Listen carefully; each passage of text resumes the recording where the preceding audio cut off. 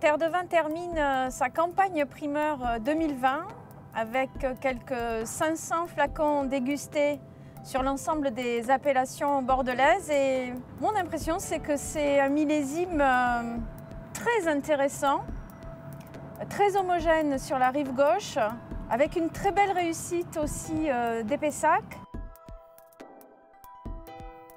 Un millésime technique et stratégique en même temps, c'est-à-dire qu'il a fallu bien surveiller les dates de vendange, faire un travail de cave extrêmement précis parce qu'il y a une diminution constante depuis plusieurs années du diamètre des baies, notamment sur les Cabernet Sauvignon. Ça modifie vraiment la structure même des jus, donc il faut de bons vinificateurs.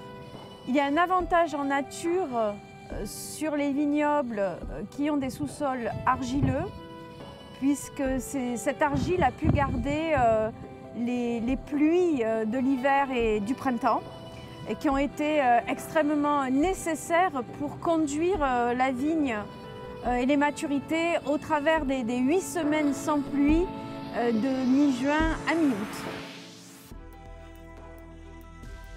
À Saint-Estèphe, le cru bourgeois supérieur Lafite Carcassé nous a plu.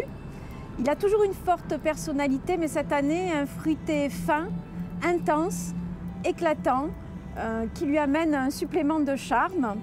À Saint-Estèphe, il faut bien observer et ne pas manquer Féland-Ségur. C'est le premier millésime avec les 4 cépages de l'appellation, dont 2% de Cabernet Franc et de petits verres d'eau absolument magnifiques au dire de l'équipe. Et Féland est complet, intense, savoureux, frais, fin. C'est une grande réussite. À Pauillac, Pontet-Canet, 5e grand cru classé en biodynamie, nous offre un très joli millésime, intense, velouté, avec une belle personnalité, une belle sérénité aussi dans ce vin. À l'Istrac-Médoc, Fourcas-Hostin poursuit sa progression et la confirme.